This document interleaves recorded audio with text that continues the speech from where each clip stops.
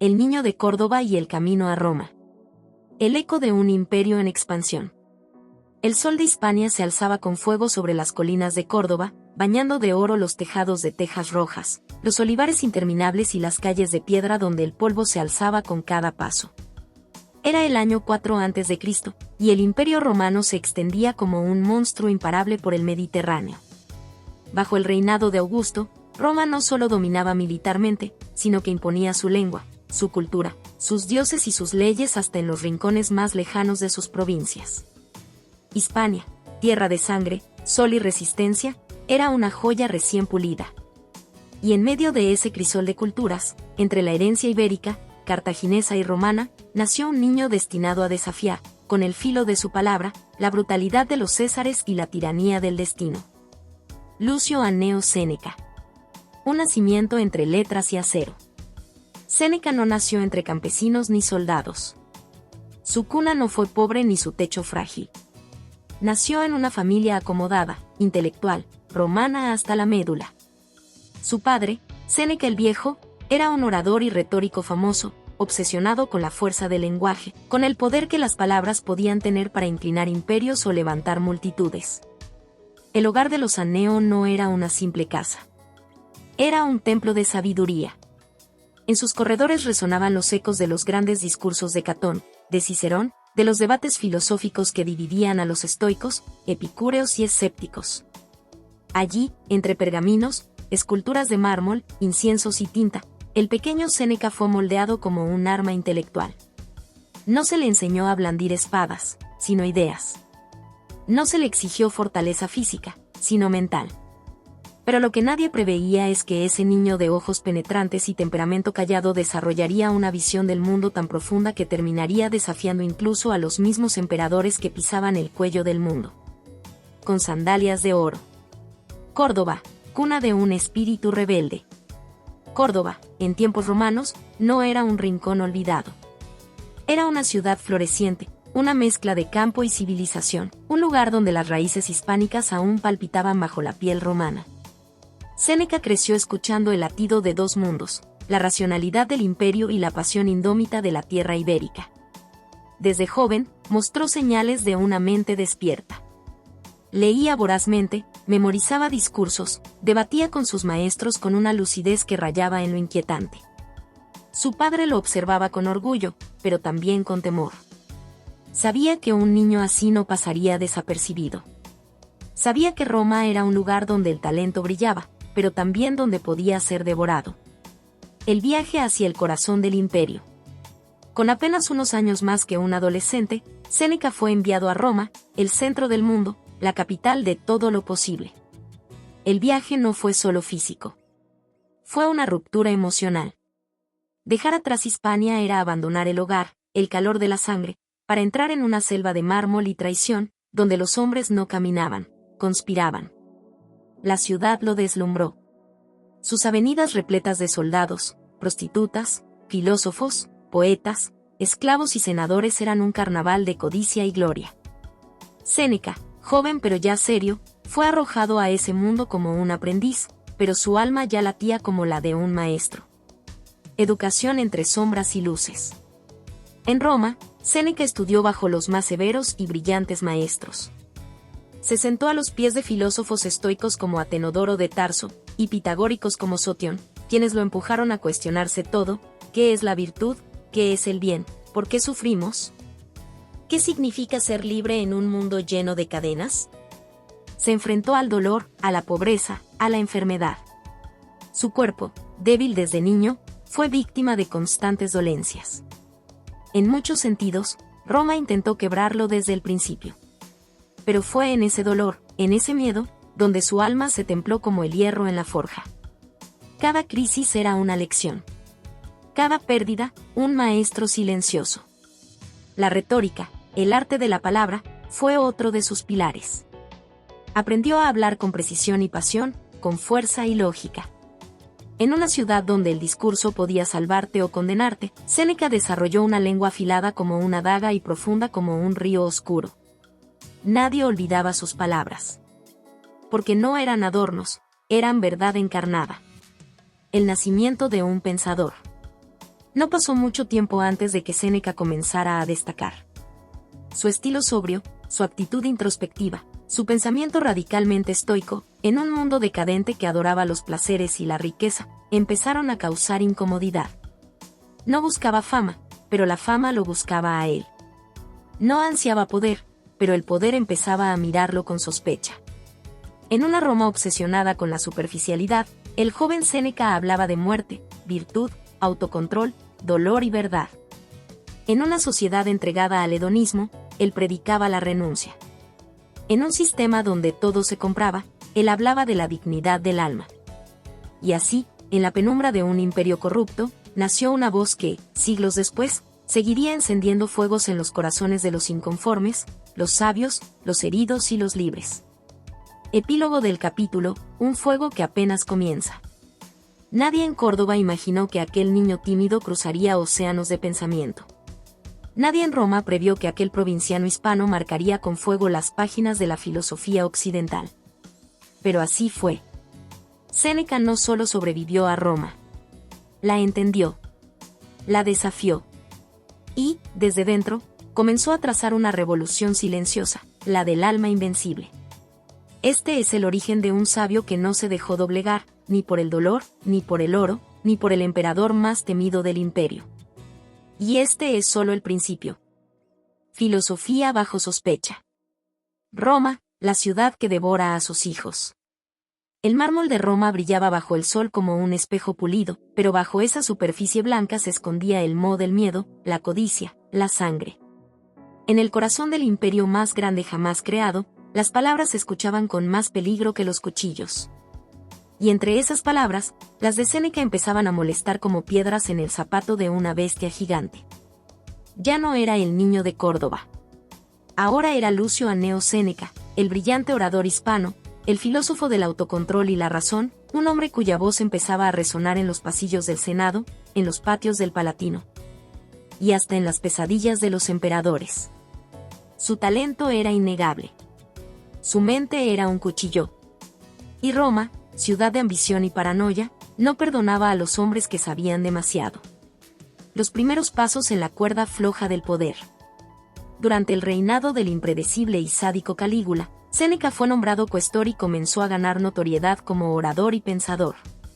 Sus discursos eran breves, certeros, pero tan intensos que la multitud callaba para escucharlo. No hablaba para impresionar, hablaba para iluminar. Pero en un mundo donde la verdad es veneno para el poder, su voz se convirtió en una amenaza.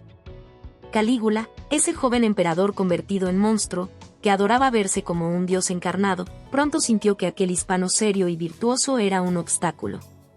Se dice que mandó matarlo, y que solo se detuvo porque, en palabras del propio emperador, moriría pronto por su débil salud. La ironía era poética. El cuerpo enfermo de Séneca lo salvó de una muerte segura. Así comenzó el juego más peligroso de todos, vivir cerca del poder, sin pertenecer a él. Caminar la delgada línea entre la influencia y la condena. Ser escuchado, pero no demasiado. Traición disfrazada de justicia, el exilio a Córcega. En el año 41 después de Cristo, el nuevo emperador Claudio, manipulado por su esposa Mesalina, vio en Séneca un estorbo político. Lo acusaron de mantener una relación impropia con Julia Livila, hermana del difunto Calígula. Un escándalo sin pruebas, pero Roma no necesitaba pruebas, necesitaba espectáculo. Séneca fue desterrado a la isla de Córcega. Un infierno de roca y soledad en el mar Tirreno. Y allí, entre las montañas salvajes, los vientos furiosos y el canto de las aves marinas, el filósofo cayó en su infierno personal. El alma bajo tormenta, contradicciones y redención. La isla era un lugar salvaje, alejado del lujo y la política, pero también del afecto humano. Séneca, que tanto había reflexionado sobre el sufrimiento, lo enfrentó por fin desnudo y brutal. Estaba solo. Enfermo. Arruinado. Humillado. Pero allí, entre el dolor y la desesperanza, su alma se encendió con un fuego nuevo. No era el fuego del orgullo, sino de la transformación estoica. Escribió cartas, tratados, meditaciones, entre ellas Consolación a Elvia, dirigida a su madre, donde le decía que el alma podía ser más libre en el exilio que en el lujo de Roma. Y sin embargo, en su corazón, una batalla secreta estallaba. ¿Cómo podía un hombre que hablaba de virtud y renuncia seguir deseando el regreso a la capital? ¿Cómo podía alguien que predicaba la autosuficiencia sufrir por la pérdida del prestigio? Séneca se enfrentó a su mayor enemigo, su propia contradicción. Porque, aunque era filósofo, era humano. Y aunque predicaba el desapego, sufría. Y esa sinceridad lo convirtió en uno de los pensadores más humanos de todos los tiempos. El inesperado regreso, el favor de una madre ambiciosa. En el año 49 después de Cristo, la rueda del destino giró de nuevo. Roma, como un monstruo hambriento de nuevas víctimas, se cansaba rápido de sus tiranos. Mesalina fue ejecutada, y en su lugar ascendió otra mujer, Agripina la menor, hermana de Calígula, madre del joven Lucio Domicio Nerón, y ambiciosa como una loba herida. Agripina necesitaba una figura seria, sabia, respetada, que educara a su hijo en las artes de gobernar. Alguien que equilibrara el fuego de la política con la sabiduría de la filosofía. Llamó a Séneca. El filósofo regresó a Roma como un héroe. Lo que parecía perdido se convertía en una segunda oportunidad. Pero no era el mismo. Había dejado parte de su alma en las playas solitarias de Córcega. Su mirada, ahora, tenía algo de sombra y de fuego. Su sonrisa era medida. Su confianza, limitada. Y su destino, inevitable. Nerón, la semilla del caos. A partir del año 50 después de Cristo, Séneca se convirtió en el tutor personal de Nerón, un adolescente brillante, sensible y profundamente inestable. Los primeros años fueron esperanzadores. Nerón parecía absorber las enseñanzas estoicas. Prometía ser un gobernante justo, moderado, culto. Séneca, junto a Burro, el prefecto del pretorio, dio al joven emperador en un comienzo de gobierno relativamente pacífico. Pero detrás de esa fachada, el abismo crecía. El niño que amaba la poesía y el teatro, pronto comenzó a amar también el poder absoluto, el aplauso desmedido, la crueldad disfrazada de justicia. Y Séneca, filósofo estoico, comenzó a ver cómo su pupilo se transformaba en el monstruo que tanto temía. El dilema se convirtió en tortura. Debería abandonar el poder y conservar su alma, o quedarse, para tratar de evitar una catástrofe aún mayor. La jaula dorada, sabiduría entre fieras. Durante años, Séneca vivió entre la espada y la palabra. Fue consejero, autor de discursos, redactor de decretos, y también testigo de decisiones atroces. Cada día era una negociación con su conciencia. Escribía tratados sobre la libertad interior, mientras ayudaba a gobernar un imperio sangriento. Predicaba el desapego a la riqueza, mientras acumulaba propiedades y fama. Enseñaba a vivir conforme a la virtud, mientras callaba ante crímenes del poder. Pero su silencio no era cobardía, era desesperación. Porque sabía que, si hablaba demasiado fuerte, no solo moriría él, sino que el caos se desataría sin freno. Su vida era una vela encendida en medio de una tormenta. Un intento de salvar lo poco que quedaba del ideal. El dilema eterno: ¿se puede ser virtuoso en el poder? Así fue como Séneca vivió una paradoja desgarradora: ser un sabio dentro del corazón del mal. Ser el custodio de una esperanza moribunda. Ser la voz de la razón en un imperio que aplaudía a los locos y asesinaba a los sabios. En sus textos, su angustia se filtra entre líneas. Sabía que su alma estaba manchada. Pero también sabía que alejarse era condenar a Roma al abismo. Séneca no fue un mártir perfecto. Fue un ser humano luchando por no perderse en el lodo del poder. Y eso lo hace más admirable. Más real. Más nuestro. Epílogo del capítulo: La tempestad se aproxima. Séneca miraba el cielo de Roma y sabía que la tormenta no tardaría en estallar. Nerón cambiaba. Roma cambiaba. Y el abismo se acercaba con pasos de hierro. Pero aún no era el final. Antes de que todo ardiera, antes de que el imperio devorara a sus hijos una vez más, Séneca tenía que escribir, enseñar, resistir. Porque a veces, incluso el más sabio, debe caminar entre serpientes para proteger una chispa de luz. El consejero del emperador. Roma, al borde del abismo. Un niño dorado y su sombra sabia. El mármol de Roma ya no era tan blanco. Bajo el cielo imperial, un nuevo César había ascendido, con los rizos de Apolo y los ojos inquietos de un joven dios ansioso por crear su propio Olimpo, Nerón, hijo de Agripina, descendiente de emperadores, heredero de todas las pasiones y vicios de su linaje. Tenía 17 años. Una edad para los sueños. Una edad para la catástrofe. Y en medio de ese torbellino juvenil, una figura serena lo observaba, lo guiaba, lo moldeaba: Séneca. El filósofo del exilio. El maestro del equilibrio. El hombre que, desde las sombras del poder, trataba de torcer el destino de un imperio con la única arma que poseía, la palabra. El ideal de un nuevo reinado, esperanza en medio de ruinas. Durante los primeros 5 años del reinado de Nerón, el famoso Quinquennium Neronis, Roma respiró un aire fresco, casi increíble. Después del caos de Calígula, la indiferencia de Claudio y la voracidad de Mesalina, los ciudadanos comenzaron a susurrar lo impensable. ¿Y si este joven emperador realmente fuera distinto? Y en parte, lo era. Porque tras su trono no solo estaba la implacable Agripina, sino también Séneca y Afranio Burro, prefecto del pretorio. Juntos formaban un triángulo de poder complejo y frágil, donde la filosofía, la disciplina militar y la ambición política competían por el alma del joven César. Séneca creía, o quería creer, que podía domesticar a la fiera. Que sus enseñanzas sobre la templanza, el deber, la compasión y la autodisciplina podían prender fuego en el corazón de un joven educado con espectáculos sangrientos y adulaciones venenosas. Durante esos primeros años, Roma conoció decretos moderados, impuestos sensatos, cierta clemencia incluso hacia antiguos enemigos. Nerón incluso mostraba interés por el arte, la poesía, el teatro, y por complacer a su pueblo. Parecía que la semilla de la filosofía daba frutos. Pero, como todo en Roma, la calma era solo la máscara de una tormenta. Palabras como pilares, las obras del tiempo dorado. Durante este periodo, Séneca no solo fue tutor y consejero, fue también escritor fervoroso. Sabía que el poder era volátil, y que el tiempo borra rostros, pero conserva las ideas.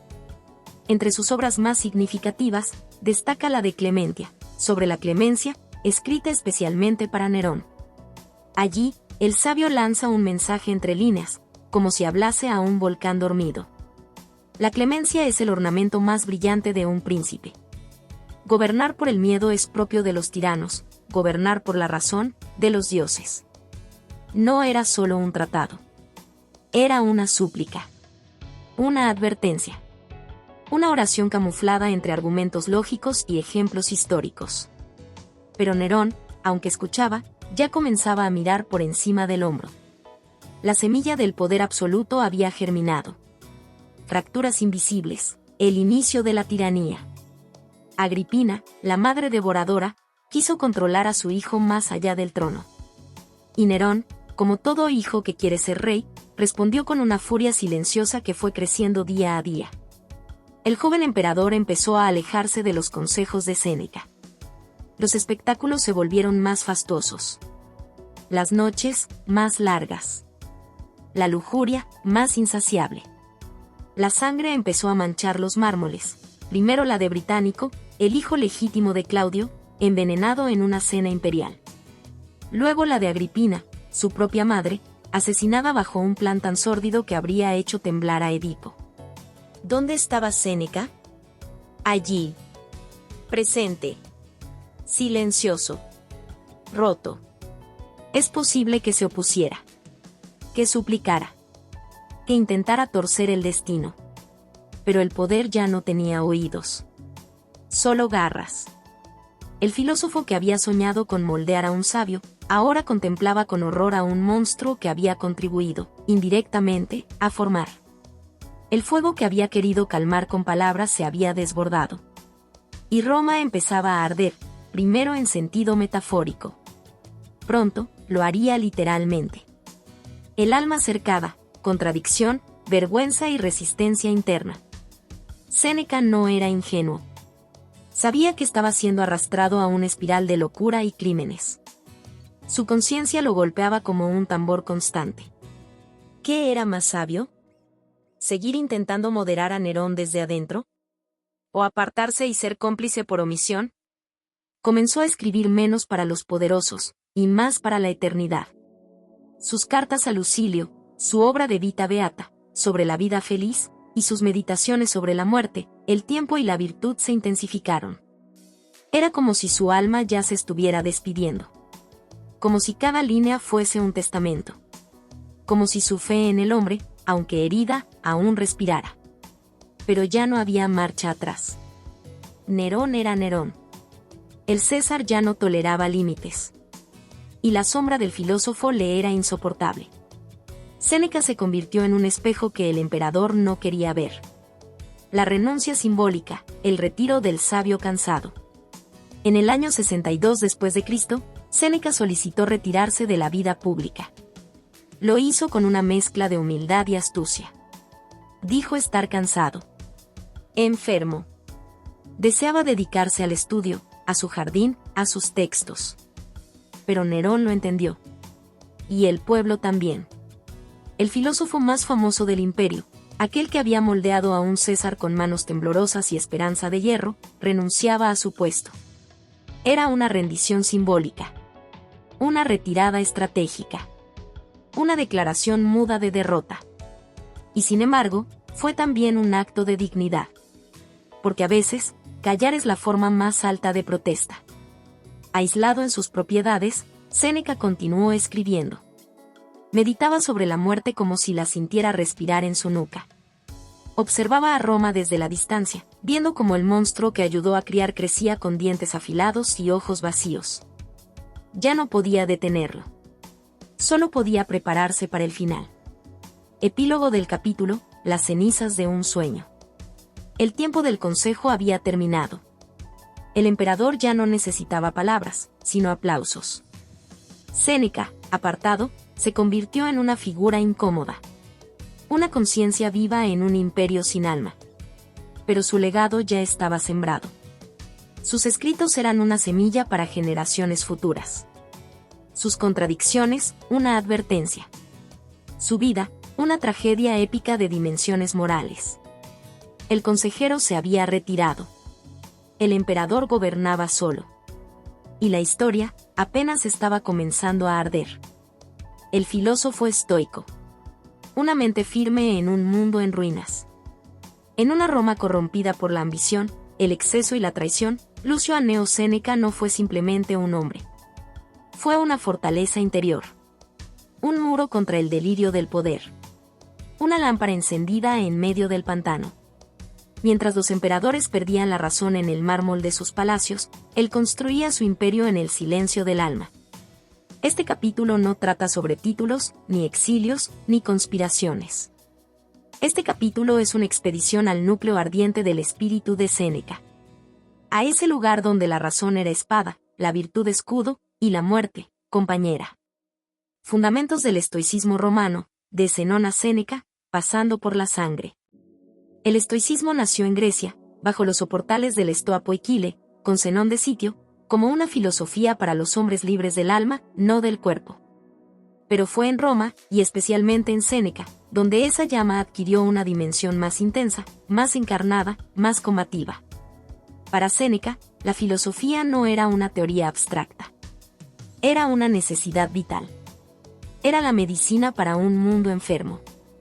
Era la armadura invisible que debía portar todo aquel que deseara mantenerse íntegro en un universo podrido. Los principios estoicos no eran discursos vacíos. Eran anclas. Espadas. Rutas de escape hacia una dignidad indestructible.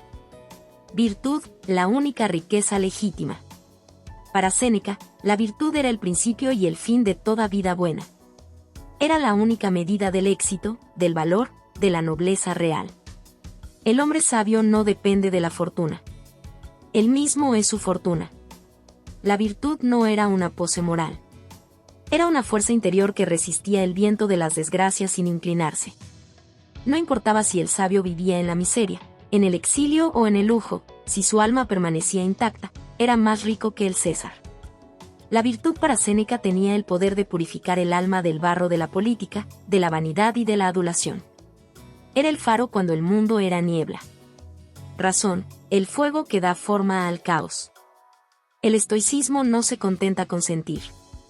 Exige entender. La razón era la diosa secreta de Séneca. A ella le rezaba con cada párrafo, cada carta, cada reflexión.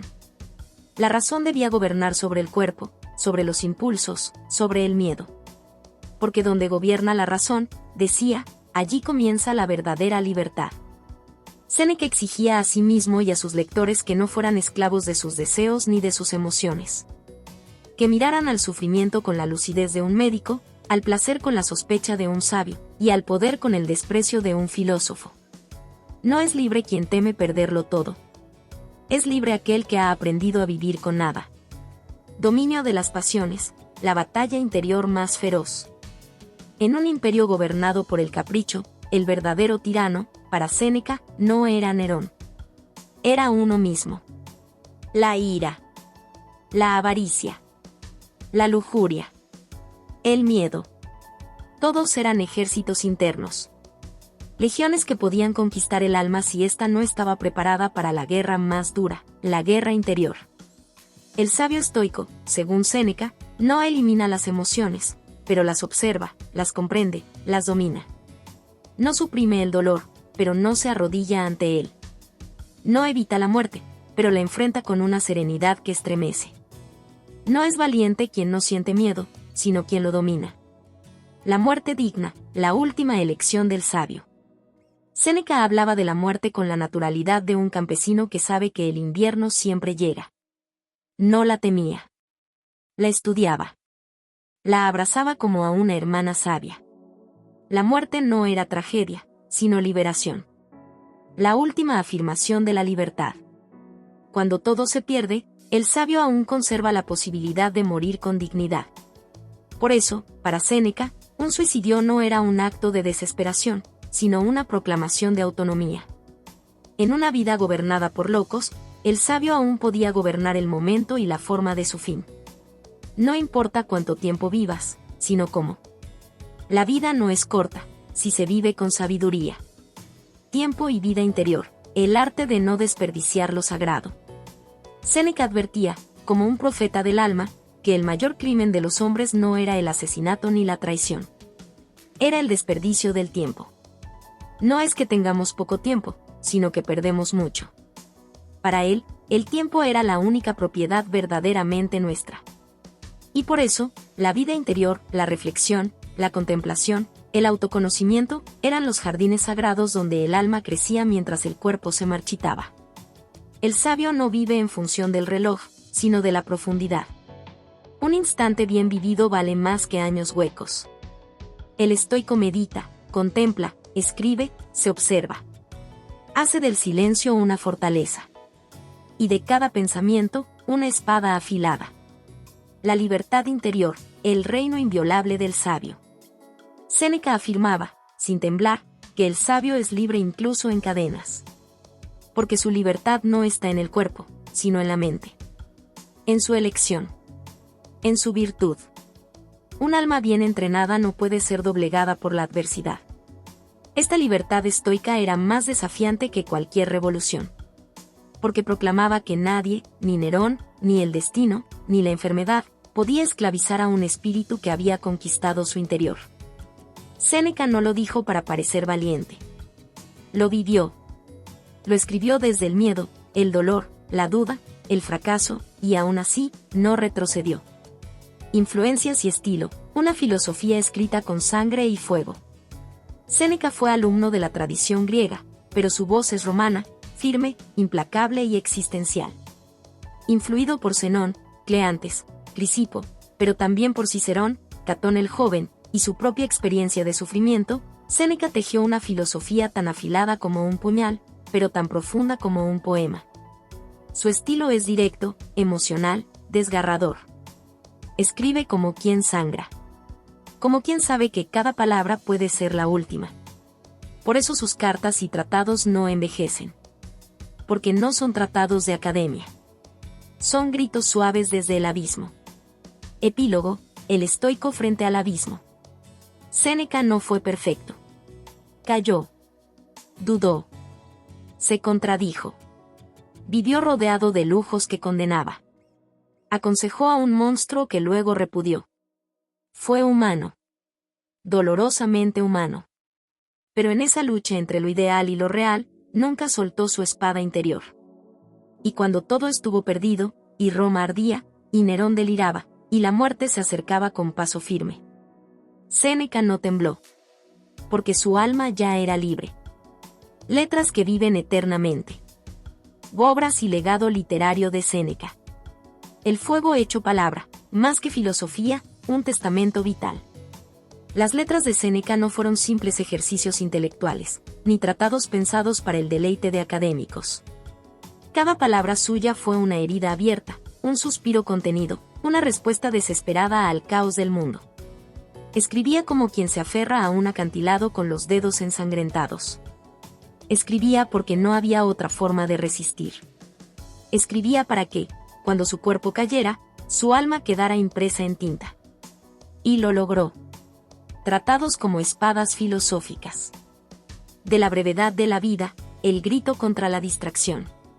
No es que tengamos poco tiempo, sino que perdemos mucho. Este tratado no es un ensayo, es una alarma espiritual, una bofetada existencial a todos los que desperdician sus días persiguiendo poder, dinero, aprobación. En él, Séneca se convierte en el centinela del tiempo, denunciando cómo los hombres viven como si fueran inmortales, ocupados en lo banal, enredados en obligaciones ajenas, olvidando que cada segundo robado a la contemplación es una herida en el alma. Este texto arde. Te obliga a mirar tu agenda y preguntarte: ¿estoy viviendo o simplemente sobreviviendo? De la ira, domar a la bestia interior. Nada es más parecido a la locura que la ira. Aquí, Séneca se convierte en domador de pasiones. Se enfrenta a la más explosiva, irracional y destructiva de todas, la ira. No la niega. La desarma. La analiza como un cirujano analiza un tumor. Describe sus raíces, sus efectos, sus consecuencias políticas y personales. Advierte que el emperador iracundo es más peligroso que cualquier ejército. Este tratado es un llamado al autocontrol como forma suprema de poder. Es un texto brutalmente actual. Porque la ira, en redes sociales, en las calles, en el poder, sigue rugiendo como en tiempos de Roma. De la vida feliz, felicidad en medio del caos. La vida feliz se funda en la virtud. Este tratado es una rebelión contra la definición común de felicidad. Séneca se ríe de los placeres sensoriales, de las riquezas, del reconocimiento social. Porque todo eso es frágil. Todo eso depende del mundo externo. La verdadera felicidad, dice, es interna, autoalimentada, autosuficiente. Es vivir en armonía con la razón y la naturaleza. Es tener paz aunque el mundo se derrumbe. En tiempos donde se vende la felicidad en cápsulas y likes, Séneca escribe como un sabio que nos arranca la venda de los ojos con la fuerza de un trueno filosófico. Epistulae Morales ad Lucilium, cartas desde la trinchera del alma. Escribo esto no para los demás, sino para mí mismo. Las cartas a Lucilio son el corazón palpitante de Séneca. En ellas no habla un maestro, sino un hombre que lucha, duda, cae, se levanta, busca claridad entre la niebla de la vida. Cada carta es un fragmento de su alma en combate. Habla de la muerte, del sufrimiento, del tiempo, del placer, del deber, del suicidio, del valor, pero no como un académico, sino como alguien que ha mirado a los ojos del abismo. Lucilio es un pretexto.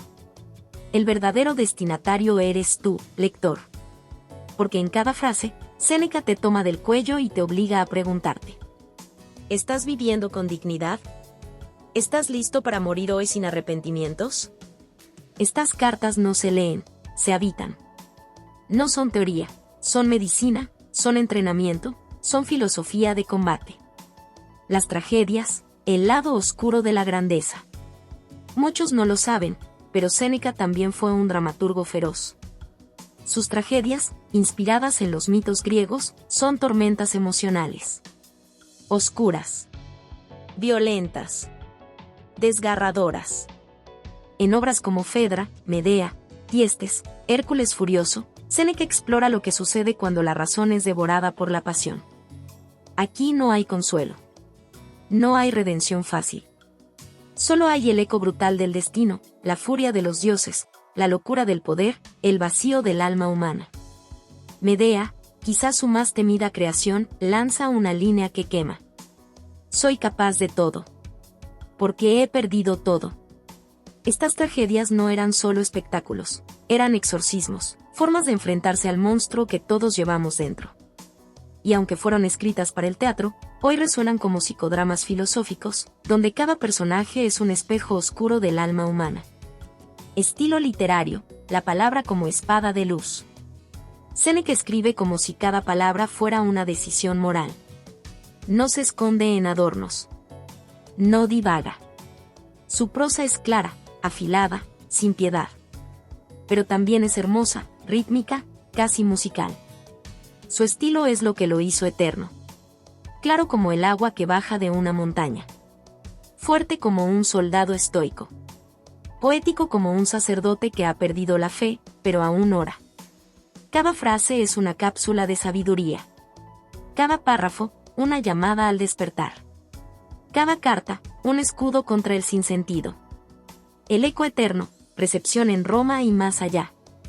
Durante su vida, muchos lo odiaron. Lo acusaron de hipócrita, de predicar pobreza desde sus jardines lujosos. Pero incluso sus enemigos no podían ignorarlo. Su genio literario era demasiado brillante, su autoridad moral demasiado poderosa. Después de su muerte, ordenada por el mismo Nerón que él intentó guiar, su legado no fue enterrado. Fue encendido. En el Renacimiento, los humanistas lo revivieron como guía espiritual. Montaigne lo citaba con devoción. Pascal lo admiraba, aunque lo cuestionaba. Nietzsche lo acusó de cobarde, pero no pudo dejar de leerlo. Camus y los existencialistas vieron en él un ancestro espiritual. Nelson Mandela, en prisión, leyó a Séneca como consuelo y brújula. Hoy, en un mundo roto por ansiedad, distracción, vacío, Séneca sigue vivo. En cada joven que busca sentido. En cada adulto que quiere resistir. En cada anciano que se prepara para morir sin miedo. Epílogo, la tinta que no muere. Las letras de Séneca no están en bibliotecas polvorientas. Están en las decisiones difíciles, en los silencios conscientes, en los amaneceres solitarios donde uno se pregunta: ¿qué estoy haciendo con mi vida? Séneca no escribió para la fama. Escribió para los que luchan. Para los que dudan. Para los que caen y aún así se levantan. Escribió para ti. Y su voz sigue ahí. Clara. Serena. Indestructible. El último acto de un sabio. Muerte, críticas y legado de Séneca. 1. La sombra de la traición, la conjuración de Pisón. Año 65 después de Cristo, Roma. El aire huele a sospecha. Las paredes del palacio vibran con rumores. Un grupo de senadores, caballeros y militares conspiran para derrocar a Nerón, el emperador cuya locura ya se había convertido en una amenaza para el imperio entero. Entre ellos, un hombre estremece las entrañas del poder, Séneca. ¿Fue parte de la conspiración? Nunca se probó. Pero Nerón no necesitaba pruebas. Solo necesitaba una excusa para borrar la sombra moral de su antiguo tutor. La acusación fue directa, despiadada, brutal. El emperador ordenó que se quite la vida, que muera como los sabios que tanto admira. Y ahí empezó la verdadera prueba de Séneca. 2. El suicidio forzado, el triunfo final del estoico. Imagina el momento. Estás en tu villa, rodeado de los pocos leales que te quedan. Llega el mensajero imperial. Te entrega la orden de muerte. El silencio cae como una piedra. Todos esperan una reacción. Pero tú eres Séneca. Has pasado años escribiendo sobre la muerte, sobre la dignidad, sobre el control interior. Y ahora, te toca vivir tu filosofía con el cuerpo abierto y la sangre fluyendo hacia el suelo. No huyes. No suplicas. No te quejas. Abres tus venas. Como Sócrates con la cicuta, como Catón con su espada, Séneca convierte su muerte en una lección eterna. Tácito, el historiador, lo describe así. Él cortó sus venas, luego sus tobillos, y mientras su sangre corría lentamente, seguía hablando a sus amigos, calmando sus temores, exhortándolos a la virtud. Como la muerte tardaba, pidió veneno. Y al no hacerle efecto, entró en una tina de agua caliente. Allí, al fin, su alma se separó de su cuerpo. Cada momento fue deliberado. Cada gesto, una afirmación final de su doctrina. Que la muerte no es un mal. Que el sabio es libre incluso cuando está encadenado.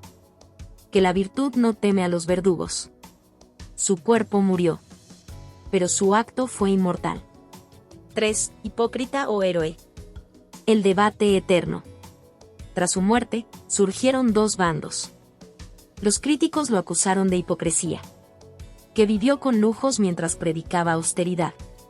Que se enriqueció en el poder, mientras hablaba de virtud. Que sirvió a un monstruo como Nerón, cuando debía haberlo denunciado. Sus defensores respondieron con fuerza.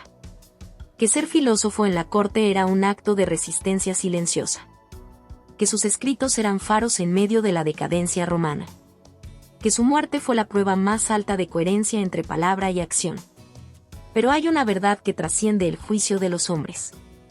Séneca no fue un dios. Fue un humano. Y como humano, luchó, cayó, se levantó, y al final, venció. 4. La chispa que cruzó los siglos, del cristianismo al renacimiento. Aunque Séneca no fue cristiano, sus escritos resonaron con fuerza en las primeras comunidades cristianas. ¿Por qué? Porque hablaba de dominio de las pasiones. Porque exaltaba la dignidad del sufrimiento. Porque enseñaba que el alma es libre aún en prisión. San Jerónimo llegó a decir: Séneca es nuestro. Tiene el alma de un cristiano. Sus cartas fueron leídas como si fueran epístolas sagradas. Se tejieron incluso falsas cartas entre Séneca y San Pablo, como si el mundo se negara a creer que dos espíritus tan parecidos no se hubieran encontrado jamás. Luego vino el Renacimiento, y con él, el redescubrimiento de la dignidad humana. Séneca fue leído con pasión por Erasmo, que vio en él un aliado contra la corrupción. Montaigne, que citaba sus cartas como antídoto para el alma. Shakespeare, influenciado por sus tragedias, sus dilemas, su oscuridad retórica. Y luego vino la modernidad. 5. Séneca y la filosofía contemporánea, un eco que no se apaga. Hoy, más de 2000 años después, Séneca sigue vivo en las voces que nos enseñan a resistir, a pensar, a mirar dentro de nosotros en lugar de culpar al mundo. Viktor Frankl, en los campos de concentración, escribió sobre la libertad interior como Séneca lo había hecho. Ryan Holiday y el movimiento del estoicismo moderno beben directamente de sus obras. Mark Manson, al hablar de límites y coraje, resuena con sus ideas. Psicólogos contemporáneos reconocen en su filosofía herramientas contra la ansiedad, el vacío, la desesperanza. Porque en el fondo, lo que Séneca escribió no fueron teorías. Fueron manuales de supervivencia del alma. 6. Séneca hoy, una llama para nuestra oscuridad. En un mundo acelerado, él nos dice: el tiempo es tu bien más valioso. No lo malgastes. En un mundo de rabia y confrontación, la ira es una locura voluntaria. Domínala. En un mundo de consumo y apariencia, la virtud es lo único que no depende de la suerte. En un mundo que teme a la muerte, nadie muere demasiado pronto si ha vivido con sentido. Epílogo: cuando morir es enseñar. Séneca murió con las venas abiertas, en silencio, mirando a la muerte como a una vieja amiga. Pero su verdadero legado es que nos enseñó cómo vivir. Nos mostró que se puede estar rodeado de decadencia y aún así conservar la integridad. Que se puede caer en contradicciones, pero al final, lo que cuenta es cómo eliges morir. Y más aún, cómo eliges vivir cada día hasta que llegue ese momento. Séneca no nos dejó solamente frases. Nos dejó un espejo. Un reto. Una llama. Una esperanza. La eternidad se esconde en la coherencia. La historia de Séneca no es solo el relato de un filósofo en el corazón del imperio más poderoso de su época. No es solo la crónica de un hombre que caminó sobre brasas, poder, pasión, traición, gloria y muerte, sin quemar del todo su alma. Es un espejo brutal, delicado y eterno que nos obliga a mirarnos hoy. Porque, en el fondo, ¿quién no ha sentido esa tensión desgarradora entre lo que cree y lo que hace? ¿Quién no ha estado atrapado entre la comodidad del mundo y la exigencia de su conciencia? ¿Quién no ha tenido miedo de hablar, miedo de actuar, miedo de ser coherente? La batalla interior, la más feroz de todas. Séneca vivió bajo la sombra de tiranos. Calígula, Claudio, Nerón. Pero su mayor enemigo jamás fue un emperador. Fue él mismo. Fue el dilema eterno entre sus ideas y su vida. El dolor de saberse sabio, y aún así ser humano. El conflicto entre renunciar al poder o usarlo para resistir desde dentro. El debate entre escribir sobre la virtud y, al mismo tiempo, recibir las riquezas del palacio. ¿Te suena familiar? ¿Cuántas veces tú mismo has querido ser íntegro, pero el mundo te ofreció atajos?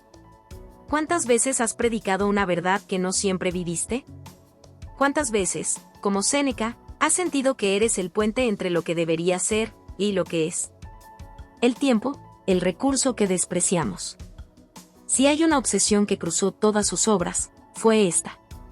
El tiempo no nos pertenece, salvo cuando lo usamos con propósito. No es que tengamos poco tiempo, es que perdemos mucho. Vivimos como si fuéramos eternos. Postergamos la vida verdadera para más tarde. Perdemos años atrapados en rencores, en máscaras, en rutinas vacías. Esperamos una señal que no llega, una redención sin esfuerzo, una muerte sin consecuencias. Pero la vida, nos grita Séneca, no es mañana. Es ahora. No es lo que te pasa. Es lo que decides ser, minuto a minuto, aun cuando te tiemblan las manos. Morir como se vive, con el alma encendida. La muerte de Séneca no fue un final, fue una proclamación. No fue una derrota, fue una coronación. En un mundo donde tantos mueren sin saber quiénes fueron, él murió sabiendo exactamente quién era. Abrió sus venas no por sumisión, sino por decisión. No por desesperación, sino por libertad. No por desesperanza, sino por coherencia. Y en esa última escena, rodeado de dolor y silencio, se convirtió en lo que siempre había soñado ser, un sabio. Un sabio no es quien tiene todas las respuestas. Es quien vive cada pregunta con la serenidad de quien ha elegido su verdad. Letras que atraviesan siglos. Sus palabras cruzaron el tiempo como flechas encendidas. Guiaron a mártires cristianos en las catacumbas. Inspiraron a humanistas en el Renacimiento. Encendieron la conciencia de hombres modernos atrapados en guerras, dictaduras, desilusiones. Y hoy, sus frases se cuelan entre conversaciones sobre ansiedad, sobre propósito, sobre minimalismo, sobre identidad. Nos toca sin que lo sepamos. Nos habla en cada intento de ser más honestos, más presentes, más humanos. Séneca y nosotros, el mismo combate, distinto escenario. En un mundo lleno de ruido, ¿cómo encontrar la virtud del silencio interior? En una época donde se valora la apariencia, ¿cómo abrazar la verdad desnuda? En tiempos donde el éxito es una imagen en redes, ¿cómo vivir con profundidad y propósito? Tal vez la gran enseñanza de Séneca no sea ser perfectos, sino perseverar en la lucha interior sin rendirse. Ser fieles a algo más alto que nuestras emociones volátiles. Vivir como si cada día contara. Y morir, algún día, con la paz de haberlo intentado. Epílogo emocional, ¿y tú? ¿Qué harás con tu tiempo? La historia de Séneca no termina con su muerte. Empieza de nuevo cada vez que alguien, como tú, se pregunta: ¿estoy siendo fiel a mis valores? ¿Estoy usando bien mi tiempo? ¿Estoy dispuesto a vivir con coherencia, incluso si cuesta? No necesitamos vivir en Roma para enfrentar tiranos. Hoy los tiranos tienen otros rostros. La prisa, el ego, el miedo al que dirán, la necesidad constante de validación. Y como Séneca, podemos resistir.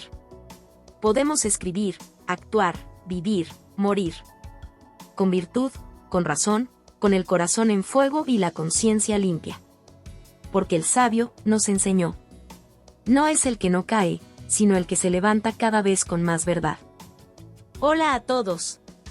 Si te ha gustado esta historia, Déjame un comentario y cuéntame qué parte te atrapó más o qué emociones despertó en ti. No olvides suscribirte al canal, activar la campanita y darle me gusta. Tu apoyo nos ayuda a seguir creando contenido emocionante y lleno de emociones. ¿Qué otros temas de historias te gustarían ver en el canal?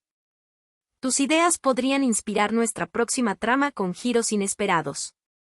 Gracias por acompañarnos, nos vemos en el próximo video.